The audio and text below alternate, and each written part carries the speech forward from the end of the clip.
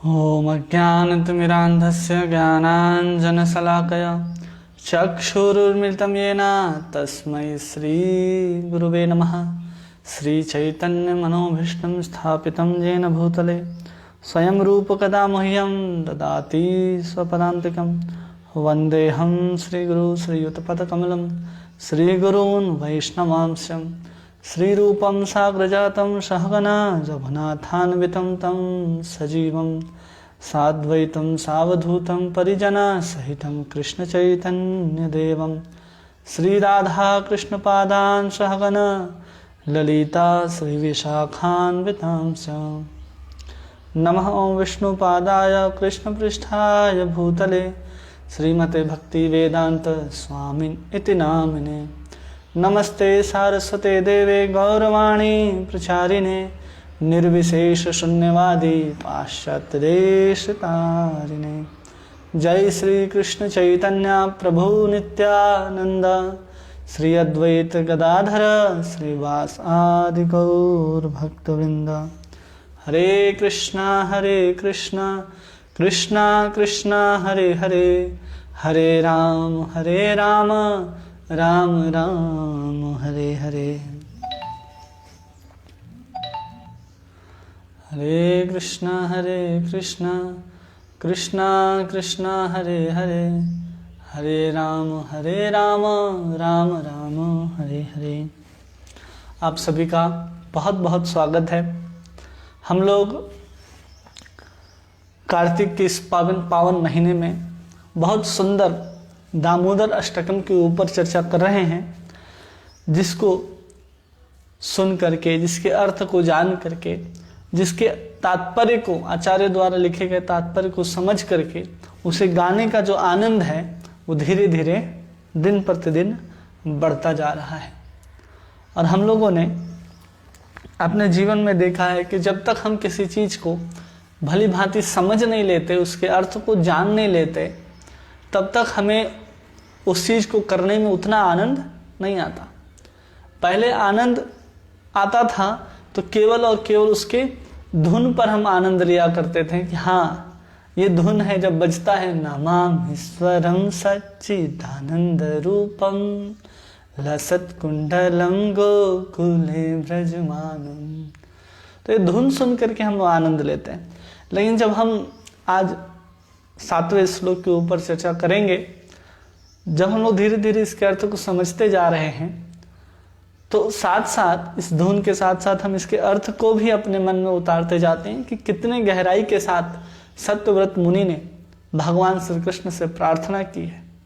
और हम उस चीज़ को समझ करके जब उस भाव से गाते हैं तो पूरा का पूरा इस श्लोक का भाव हम भगवान को अपने हृदय से समर्पित कर सकते हैं। अन्यथा सिर्फ हम श्लोक को गाया करते थे।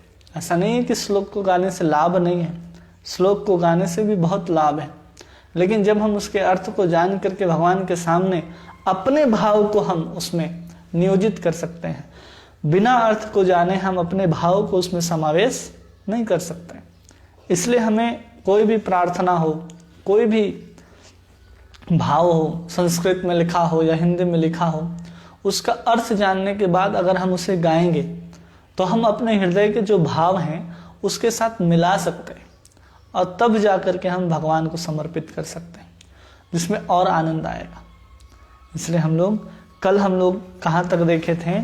हम लोग देख रहे थे भगवान 6ठे श्लोक में नाम महिमा गाते हैं सत्यव्रत मुनि और कहते हैं, नमो देव दामोदर अनंत विष्णु प्रसीद प्रभु दुख जलाब्धिमग्नम कृपा दृष्टि वृष्ट्याति दिनम बतानो गृहानि समामे ज्ञमे दक्षि दृश्य। यहाँ पर 6 बार भगवान का नाम लिया जा रहा है। कल भी हमने इसके बारे में चर्चा की कि नमः देव दामोदर अनंत विष्णु प्रसीद प्रभु दुख जलाब्धिमग्नम। यहाँ पर भगवान के कीर्तन के द्वारा हम भगवान के रूप गुण लीला माधुर्य को प्रकट कर सकते हैं अपने हृदय के भीतर। उस बात को यहाँ पर कह करके अपने साधन के माध्यम से, अपने श्लोक के माध्यम से, अपने विनती के माध्यम से, प्रार्थना के माध्यम से सत्यव्रत मुनि हम लोगों को बता रहे हैं कि केवल और केवल एकमात्र भगवान के नाम का ही साधन है अपने जीवन में, जिसके माध्यम से हम अपने जीवन में भगवान की उस पराभक्ति को प्राप्त कर सकते हैं।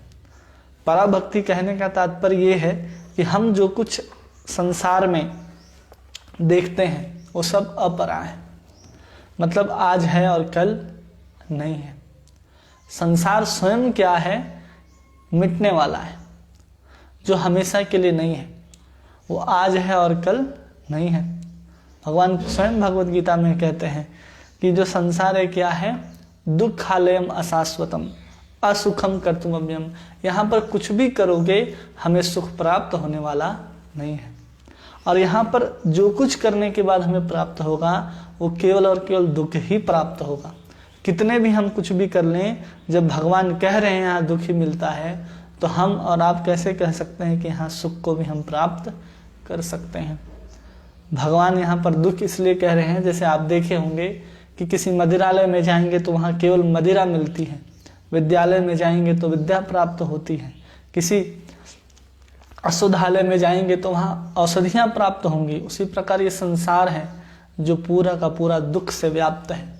हो सकता है जिस चीज़ को आप कर रहे हैं उस क्षण आपको आनंद मिलता हो, लेकिन उसके बाद क्या होगा कि आप पुनः दुख से भर ही जाएंगे। ये संसार पूरा का पूरा रजोगुण के ऊपर आधारित है, और रजोगुण के कारण इसको लोग पाने के लिए दौड़ते हैं, और जो पाने के बाद इसको दौड़ते हैं और पाने के बाद वो बहुत दुखी होते हैं, क्योंकि रजोगुण से उत्पन्न हुआ जो सुख है वो उस समय प्राप्त होता है जब हम उसे भोग कर रहे हैं। जैसे ही हम उसे निवृत्त होते हैं, छूटते हैं, वो हमें बहुत परेशान करता है। इसलिए देखे होंगे कि जो बहुत सारे तीखा, बहुत मीठा या इस तरह का जो भोजन करते हैं, या बहुत गर्म या कड़वा, तो वो सबसे ज़्यादा बीमार पड़ते हैं। क्योंकि भगवान 18वें अध्याय में जब भोजन की बात करते हैं तो हम बताते हैं कि हम उस समय जो हमें सुख लग रहा है, जिस समय हमें करना है, तो समझना चाहिए वो रजोगुण में आता है। और कुछ ऐसे चीज़ होते हैं जिसको आज करने में तो हमें दुख का अनुभव हो रहा है, लेकिन भविष्य में जा कर के हम सुखी हो सकते हैं। वो सब सात्विक सुख है, और हम लोग हमेशा इंस्टेंट चाहते हैं, तुरंत चाहते हैं। जो व्यक्ति तुरंत चाहता है वो हमेशा दुखी रहता है। बहुत सारे ऐसे लोग हैं, इंक्लूडिंग मी, कि हम जब किसी वस्तु को तुरंत पाने का प्रयास करते हैं तो हम उसको लेकर के बहुत दूर तक सोच नहीं पाते और अपने आप को उस सिचुएशन में दुखी कर लेते हैं। और यहाँ पर सत्यव्रत मुनि कहते हैं कि प्रसीद प्रभु, हे प्रभु आप मेरे ऊपर प्रसन्न होइए। क्यों प्रसन्न होना है? पहले तो अभिलाषाओं को उन्होंने व्यक्त किया कि भगवान श्री कृष्ण जो माता यशोदा के प्रेम रज्जु के द्वारा जो उखल से बांध दिए गए हैं, जिनके चारों दिशाओं में अलग अलग गोपियां ग्वाल बाला करके खड़े हैं और भगवान श्री कृष्ण के नेत्र से आंसू की बूंदें बह रही हैं और पूरा का पूरा काजल उनके कपोलों पर फैला हुआ है, उस स्वरूप को स्फुरित करने की इच्छा थी अपने हृदय में। और उस स्फुरित हृदय को देखते देखते बाद में उनकी इच्छा आती है कि नहीं, हम उस सुंदर मुख को चूमना भी चाहते हैं और उसे देखना भी चाहते हैं।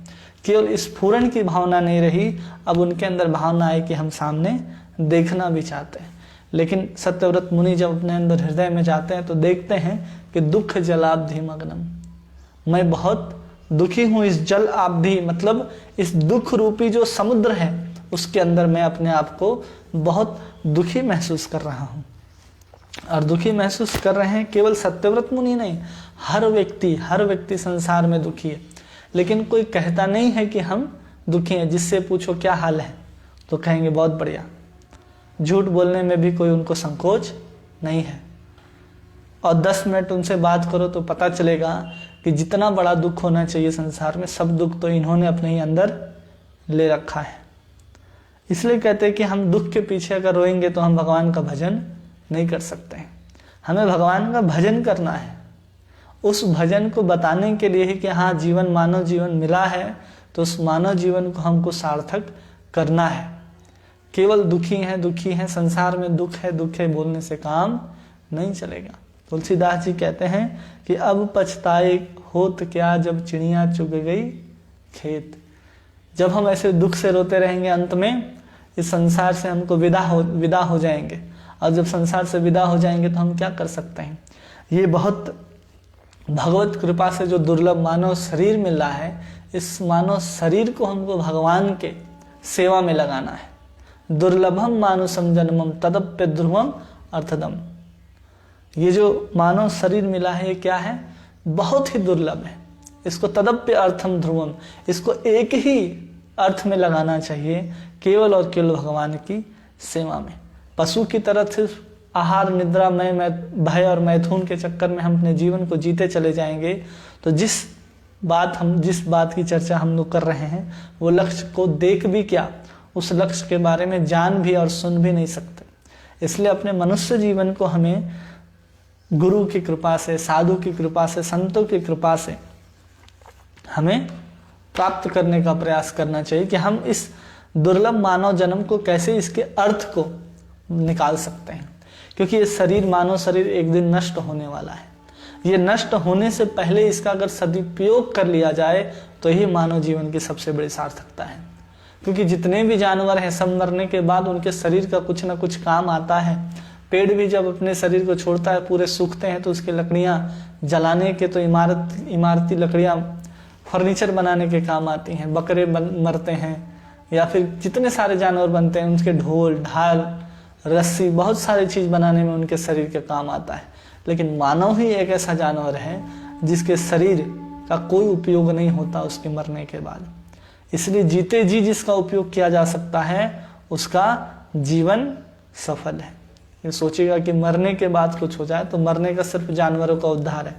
कोई बकरा अगर मर गया और उसके खाल को निकाल करके हम तानपुरा में लगा देते हैं, कहीं पर लगाते हैं, तो बहुत सुंदर उस तानपुरा, उस तबले के माध्यम से भगवान का कीर्तन होता है। तो उस मरे हुए बकरे के चमड़े से भी उस बकरे का उद्धार संभव है। लेकिन मानव जीवन के साथ, मानव शरीर के साथ ऐसा नहीं है। इसलिए हम सबको इस संसार में दुखी होना छोड़ करके भगवान के और भगवान के भक्तों के सानिध्य में आना चाहिए, जिससे हम अपने मानव जीवन का जो उद्देश्य है उसको हम समझ सकें। और इसी को प्रार्थना करते हुए कहते हैं, प्रसीद प्रभु दुख जलाब्धि मग्नम। आप भगवान जो प्रभु हैं, जो सब कुछ करने में समर्थ हैं, आप मेरे ऊपर प्रसीद मतलब प्रसन्न होइए। क्यों प्रसन्न होइए? क्योंकि आप सर्व स्वतंत्र हैं। आप किसी की भजन, किसी की साधन की भी अपेक्षा नहीं करते। सर्व स्वतंत्र होने के कारण आप अपनी भक्ति को, आप अपने स्वरूप को हमारे सामने प्रकट कर सकते हैं भगवान। इसलिए कह रहे हैं प्रसीद प्रभु। और ये भरोसा भी है। भरोसा का मतलब क्या होता है कि उनकी कृपा दृष्टि, जो भगवान श्री कृष्ण की जो कृपा दृष्टि है, जो भक्त वत्सलता है भगवान के अंदर, वो इतनी करुणामयी है कि आप देखेंगे कि उसमें भरोसा करने के अलावा कोई ऐसा संसार में व्यक्ति ही नहीं है जिसके ऊपर भरोसा किया जा सके। वही भगवान कृष्ण जब चैतन्य महाप्रभु के रूप में झारखंड के जंगलों से गुजरते हैं, तो बहुत सारे ऐसे ऐसे जानवर हैं जो कभी भगवान को देखे नहीं, सुने नहीं, भगवान का नाम उच्चारण नहीं कर सकते। लेकिन भगवान चैतन्य महाप्रभु जब उस झारखंड के जंगलों से गुजरते हैं, तो बहुत सुंदर सुंदर जानवर उनके करीब आकर के हरे कृष्ण हरि बोल करके नाचना आरंभ करते हैं। और उन जानवरों को, जिनका मानव जीवन लिए बिना उद्धार संभव है, उन जानवरों को भी चैतन्य महाप्रभु हरि नाम से और अपने प्रेम दान से उद्धार कर देते हैं। सभी को भगवान श्री कृष्ण का प्रेम प्राप्त हो जाता है। यहाँ तक कि केवल और केवल चैतन्य महाप्रभु को देखने मात्र से लोगों के अंदर प्रेम का सात्विक भाव उत्पन्न होने लगता था। और वो लोगों के अपने आप उनके मुख से भगवान का नाम, भगवान का कीर्तन, भगवान की कथा निकलने लगती थी। और इतने शुद्ध रूप से निकलती थी कि उनकी आंखों से आंसू गिरने लगते थे। हम लोग सालों से भगवान का नाम ले रहे हैं, हम अपने हृदय में हाथ रख करके देखें क्या सही में हम भगवान कृष्ण का नाम ले रहे हैं, या नाम चिंतन करते समय बहुत सारे ऐसे लालसाएं, कामनाएं हमारे जीवन में, हमारे मन के ऊपर आती हैं। हमारा हृदय पिघलना तो दूर, हम भगवान के नाम को भी पूरी श्रद्धा के साथ नहीं ले पाते हैं। अगर हमें उस श्रद्धा से नाम लेने के लिए अपने हृदय में वो शुद्धता लानी है, तो हमें कम से कम भगवान की कथाओं को सुनते हुए उन कथाओं के जो भावनाएं हैं उस भावनाओं के अनुसार भगवान की सेवा करने से, भगवान को भोग लगा करके अर्पण करके उस प्रसाद को ग्रहण करने से हमारी शुद्ध चेतना बनेगी और उस शुद्ध चेतना के साथ हम भगवान के उस आनंद को धीरे धीरे अनुभव कर सकते हैं। चैतन्य महाप्रभु शिक्षाष्टकम में यही कहते हैं कि आनंदाम बुद्धिवर्धनम प्रतिपदम पूर्णामृता स्वादनम सर्वात्म सनपनम विजयते श्री कृष्ण संकीर्तनम। वो आनंद धीरे धीरे प्रति क्षण वर्धमान होता जाएगा। केवल और केवल परम विजयते श्री कृष्ण संकीर्तन, केवल और केवल भगवान श्री कृष्ण का नाम कीर्तन करते रहें और भगवान की सेवाओं में निमग्न रहें तो हम उस आनंद को अनुभव कर सकते हैं। लेकिन हम लोग क्या करते हैं, अपने जीवन में 2 घंटा हम 16 माला करना है तो उस 2 घंटे ही भगवान का नाम, भगवान का श्रवण, भगवान का ये करते हैं। उसके बाद हम भगवान को भूल जाते हैं। 16 माला करके माला किधर रखें, वो अगले दिन सुबह याद आता है माला किधर है, माला किधर है। जब हम निरंतर भगवान का नाम लेंगे तब जाकर के वो स्थिति को हम प्राप्त कर सकते हैं। इसलिए अगर हम जिस अवस्था में ऐसे नाम जप करते रहें तो लाखों जन्म हमने व्यतीत कर दिए और लाखों जन्म हम ऐसे ही व्यतीत कर देंगे, इस तरह से अगर हम साधन भजन करते रहें तो। इसलिए हमको भजन करते समय भजन में मन लगाने का प्रयास करना चाहिए। दुनिया को देखने के लिए तो पूरा का पूरा समय बचा है आपके पास, 24 घंटे हैं, उसमें 2 घंटे अगर आप भगवान को देते हैं तो पूरा 2 घंटा भगवान को दीजिए। अगर 1 घंटा देते हैं तो पूरा 1 घंटा दीजिए, उसमें बीच में दूसरे काम को मत कीजिए। इस तरह से जब वो प्रार्थना कर रहे हैं कि कृपा दृष्टि वृष्टि आती दीनम बतानो, कि मैं बहुत दीन हूँ मेरे ऊपर, हे प्रभु प्रसन्न होइए और मैं दुख रूपी संसार में डूबा जा रहा हूँ और आप कौन है, प्रभु हैं, सब कुछ करने में संभव हैं, आप हमें ब्रज के उस प्रेम को प्रदान कीजिए। ऐसा प्रार्थना करते हैं नाम कीर्तन करते हुए।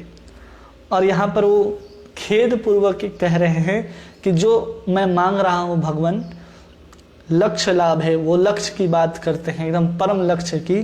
तो कहते हैं जो गोपियों को जो प्रेम प्राप्त हुआ है उसका एक छींटा, केवल एक छींटा हमें मिल जाए वही पर्याप्त है। और ये सब केवल और केवल साधु संग के द्वारा ही प्राप्त हो सकता है।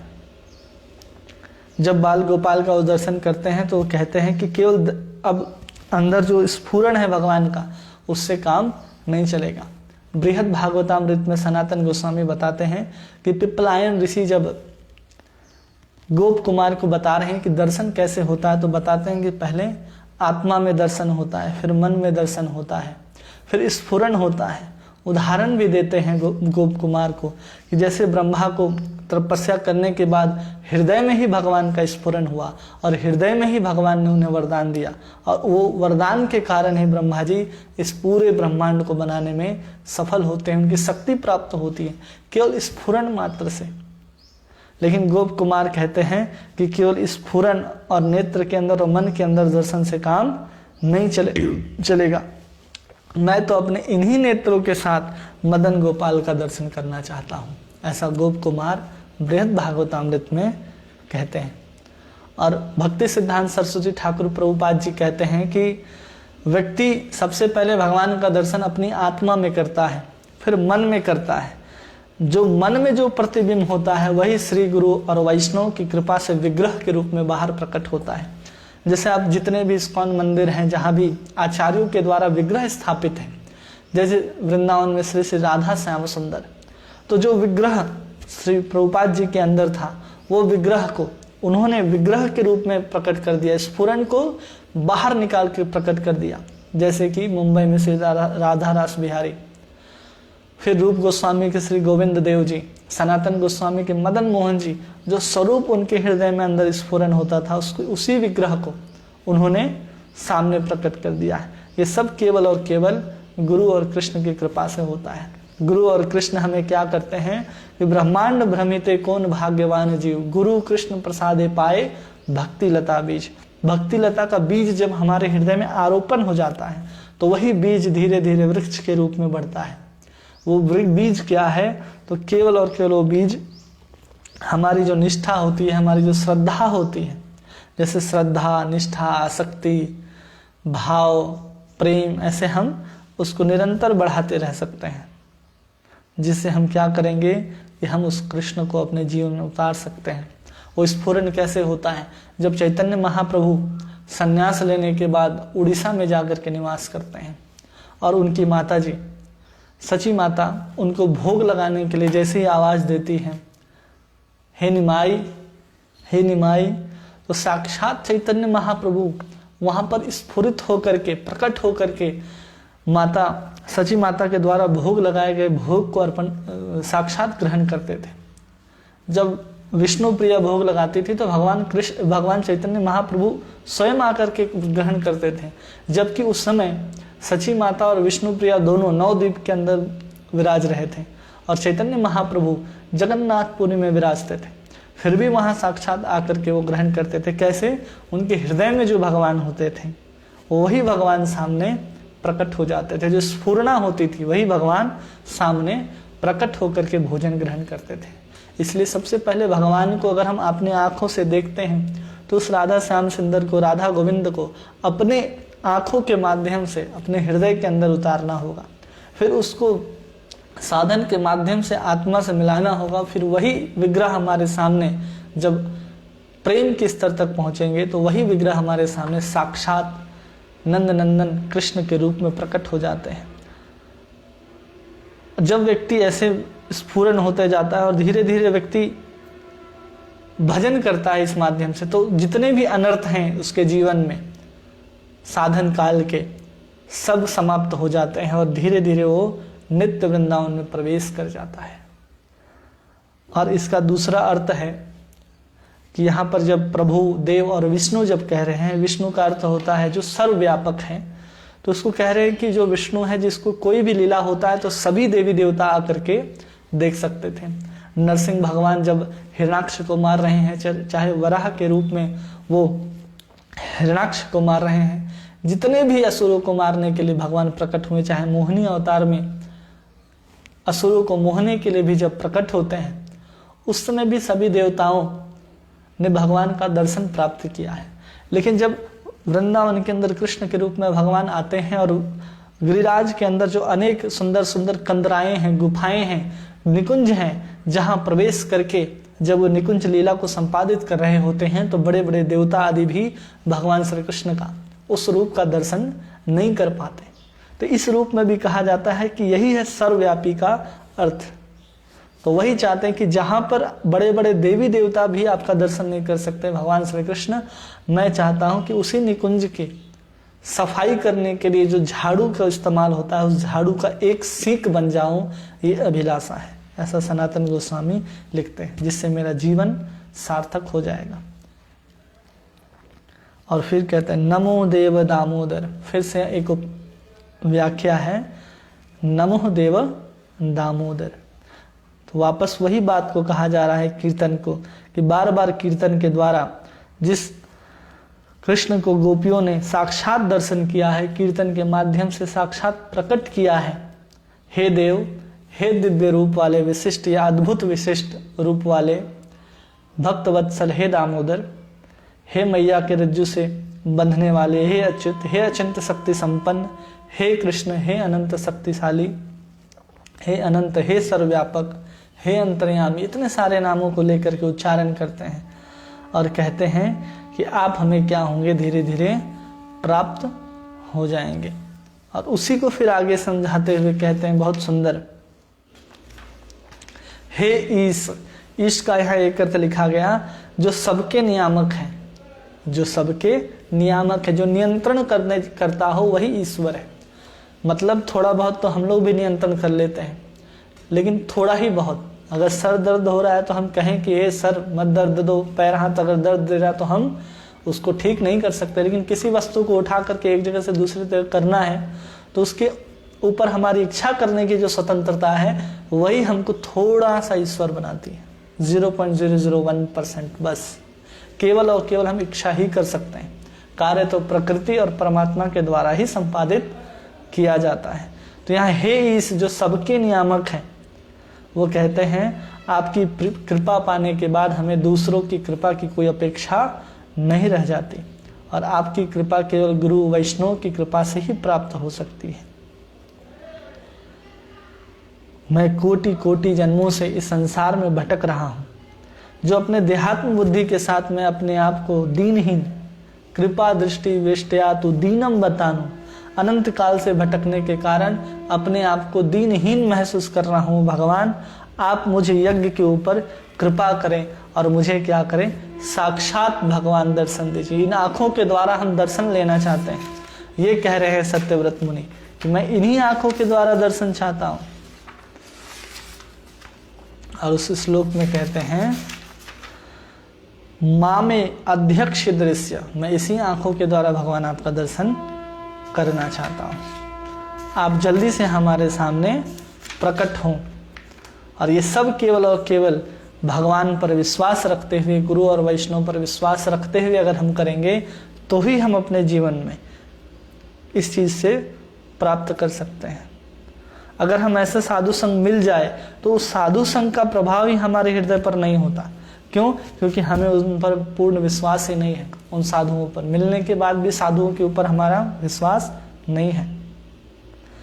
और ऐसा कह रहे हैं कि मैं दर्शन करना चाहता हूँ और दुख से इसलिए यहाँ पर पीड़ित हूँ क्योंकि साधु संग के बाद भी हमारा विश्वास नहीं होने के कारण मैं उनकी कृपा से वंचित रह जाता हूँ। मैं इतना निकृष्ट हूँ। इसलिए कह रहे हैं हे प्रभु, हे ईश, हे प्रसिद्ध प्रभु, आप मुझ पर ऐसे ही प्रसन्न हो जाइए, केवल और केवल नाम ग्रहण करने मात्र से। इसलिए नाम ग्रहण करना हमें परम आवश्यक है। तो ये छठा श्लोक था, जो बचा हुआ कुछ था उसको हमने आपके सामने प्रस्तुत किया। अब सप्तम श्लोक में हम लोग देखेंगे कि क्या भाव है सत्यव्रत मुनि का। तो सप्तम श्लोक एक बार हम उच्चारण करेंगे। कुबेरात्मजो बद्ध मूर्तैव यद्वत् त्वया मोचितौ भक्ति भाजौ कृतौ च यथा प्रेम भक्ति स्वकामे प्रयक्ष न मोक्षे गृहो में स्ति दामोदरेहा। क्या कह रहे हैं कि हे दामोदर, जिस प्रकार आपने कुबेर आत्मजो, जो कुबेर के जो दोनों पुत्र हैं, उन दोनों को क्या किया, ओखल से बंधे रह करके भी नल, कुंवर और मणिग्रीव दोनों को मुक्त किया है। त्वया मोचितो भक्ति भाजो कृतो चो, और अपने भक्ति का भाजन बनाया, उनको अपना प्रेमा भक्ति उनको प्रदान किया है और उनको वृक्ष की इस निम्न योनि से मुक्ति प्रदान की है। उसी प्रकार आप क्या कीजिए, तथा प्रेम भक्ति, उसी प्रकार मुझे भी प्रेम भक्ति प्रदान कीजिए। स्वकामे प्रयक्ष, ऐसा मुझे भी प्राप्त कीजिए, ऐसा मेरा आग्रह। न मोक्षे गृहों में स्थिति, मैं अन्य किसी प्रकार के मोक्ष के लिए भी तनिक भी आग्रह नहीं रखता हूँ। हे दामोदर, दामोदर रेहा, ऐसा इसका अर्थ है। और उसके सुंदर सुंदर तात्पर्य के रूप में सनातन गोस्वामी बताते हैं कि कुबेर आत्मजो, वहां पर कुबेर आत्मजो मतलब दो पुत्र हैं कुबेर के। वो दोनों पुत्र, हमने पहले भी इसकी चर्चा की थी, इस श्लोक में स्पष्ट रूप से कह रहे हैं, उन दोनों का नाम लेकर के कह रहे हैं कि वो दोनों निम्न योनि में, वृक्ष की योनि में होने के कारण भी आपको क्या प्राप्त हुआ, केवल और केवल आपकी कृपा से उनको भक्ति भाजो कृतौच, वो प्रेमा भक्ति के भाजन हो गए भगवान। तो हमें भी वो प्रेम दीजिए। क्यों ऐसा कह रहे हैं? क्योंकि इसके पहले हमने देखा छठे श्लोक में कि गुरु और कृष्ण की कृपा से ही वो संभव है, लेकिन उन पर विश्वास नहीं होने के कारण, जब हमें साधु वैष्णव गुरु के ऊपर विश्वास नहीं होता तो उसके ऊपर विश्वास जमाने के लिए इस श्लोक में सबसे पहले यही कह रहे हैं कि कुबेर आत्मजो। वहां तो पता चल गया कि जो नाम ग्रहण करेंगे और नाम के माध्यम से ही भगवान को हम प्राप्त करेंगे। अब उस नाम को ग्रहण करने के लिए जो योग्यता चाहिए हमारे अंदर, वो योग्यता कैसे प्राप्त होगी?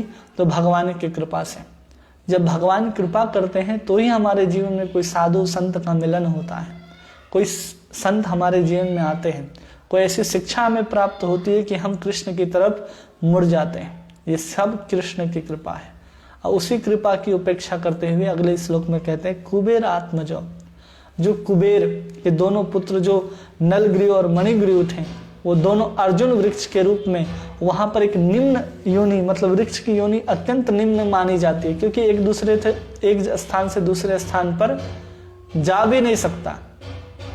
अब वो जब एक स्थान से दूसरे स्थान तक जा भी नहीं सकता है तो बेचारा क्या कर सकता है? आपने उसका भी उद्धार किया है। और उसी बात को लेकर के यहाँ पूरी की पूरी चर्चा है कि कुबेर आत्मजों के ऊपर कृपा किसकी हुई? तो एक संत की कृपा हुई, नारद जी की कृपा हुई। वो अत्यंत मद के कारण क्या कर रहे थे? नग्न होकर के एक सरोवर में जल क्रीड़ा कर रहे थे। बताते हैं कि 4 प्रकार का मद होता है। भागवतम 11 स्कंद कहती है कि मद 4 प्रकार का होता है। एक रूप का मद होता है कि हाँ, मेरा स्वरूप इतना सुंदर है, मेरा रंग इतना गोरा है, इतना साफ है, मैं इतना काला होकर के भी सुंदर हूँ, मेरे चेहरे पे इतना चमक है। बहुत सारे चीजें हैं जिसको लेकर के लोगों के अंदर मद हो जाता, अभिमान हो जाता है। और दूसरा है विद्या का कि देखो हमने तो इतने सारे शास्त्र, वेद, पुराण, यहाँ तक कि डॉक्टर, PhD सब कुछ कर लिया है। तो उस विद्या का भी अभिमान हो जाता लोगों को, उसका भी मद हो जाता। उस मद के कारण वो समझ नहीं पाते कि हम क्या कर रहे हैं और क्या नहीं कर रहे हैं। तीसरा होता है उच्च कुल का कि देखो मैं तो ब्राह्मण कुल में जन्म लिया हूँ, मैं तो इस राजघराने में जन्म लिया हूँ।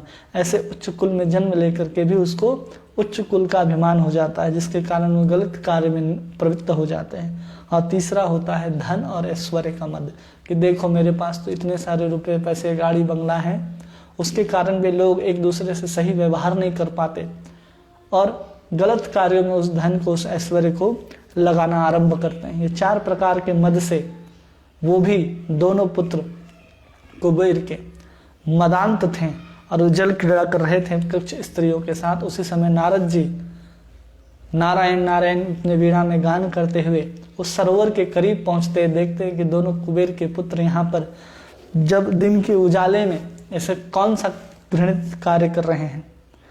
वहाँ जैसे ही नारद जी को दर्शन करती हैं वो स्त्रियां अपना अपना वस्त्र पहन करके वहाँ से चली जाती हैं, लेकिन दोनों पुत्र उसी प्रकार खड़े रहते हैं, बिना किसी मान सम्मान दिए हुए भगवान नारद को बिना प्रणाम किए वैसे ही नग्न जल के सरोवर में खड़े रहते हैं, सरोवर के जल के अंदर खड़े रहते हैं।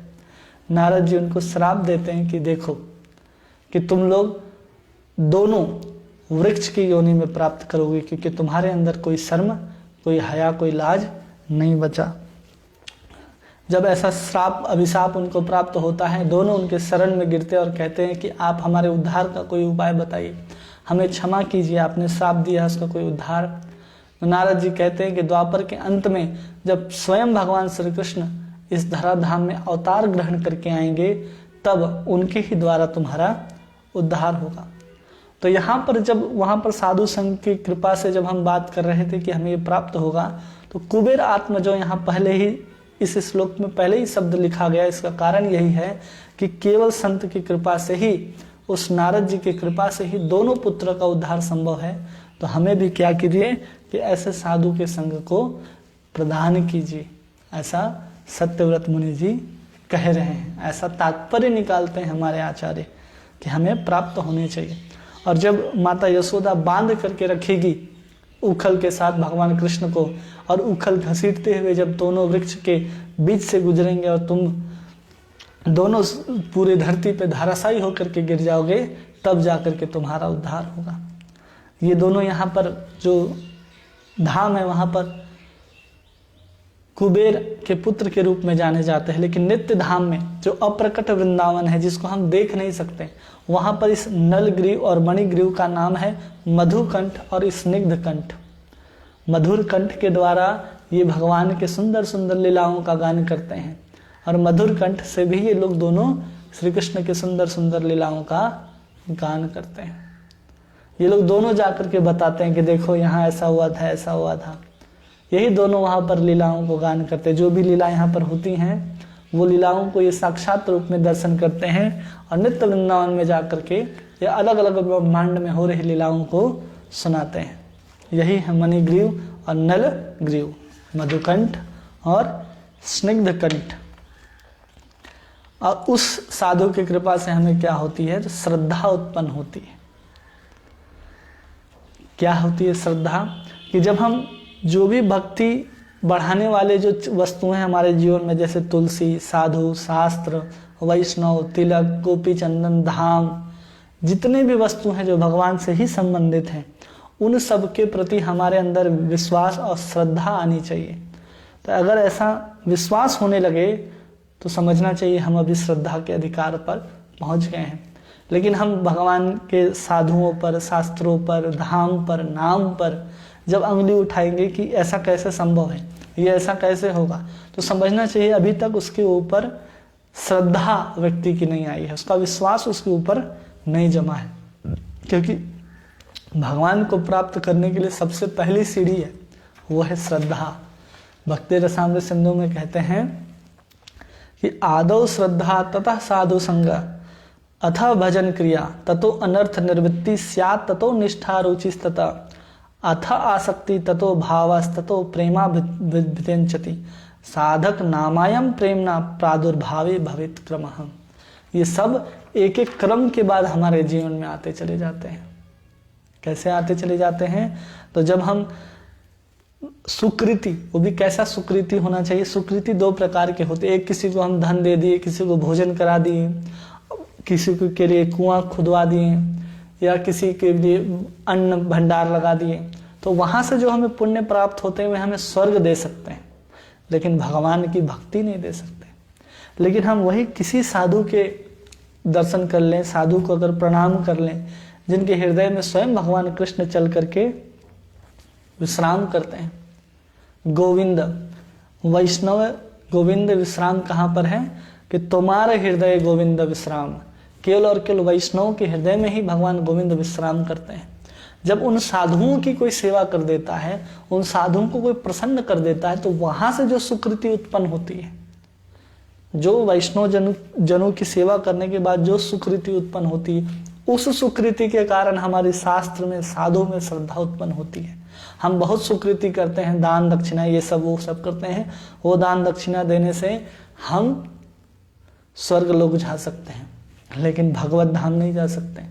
वो सुकृति अलग है। और भक्ति जनक सुकृति ये है कि हम किसी साधु को प्रणाम किए हों, किसी साधु की किसी प्रकार से सेवा की हो, या किसी साधु की किसी प्रकार से अनुमोदन भी हमने किया हो, तो हमें वो सुकृति प्राप्त होती है, जिस सुकृति के कारण हम साधु शास्त्र में अपनी श्रद्धा को, अपने विश्वास को बढ़ा पाते हैं। और वही श्रद्धा के बाद हम साधुओं का संग करना आरंभ करते हैं, और साधु के संग के बाद हम भजन को शुरू करते हैं। धीरे धीरे भगवान की कथाओं को, लीलाओं को, नाम को लेना ग्रहण करते हैं, और उस नाम को लेने के बाद हमारे जीवन में जितने भी अनर्थ हैं वो धीरे धीरे कम होने लगते हैं। वो अनर्थ के बाद हमारे जीवन में निष्ठा उत्पन्न होती है, और निष्ठा के बाद आसक्ति उत्पन्न होती है। जितने भी भगवान की वस्तुएं हैं उन सब में हम पूर्ण रूप से आसक्त हो जाते हैं, इसको हम छोड़ नहीं सकते। फिर धीरे धीरे वो परिपक्व होकर के रुचि, भाव और फिर प्रेम को प्राप्त हो जाता है। वही श्रद्धा 8वीं सीढ़ी में पहुंच करके प्रेम के सुंदर पुष्प के रूप में विकसित हो जाता है, और उसी पुष्प में इतना सुंदर प्रेम का श्वास होता है जिसको कृष्ण रूपी भौरा उसको चखने के लिए आते हैं, और हमें वो कृष्ण प्राप्त हो जाते हैं।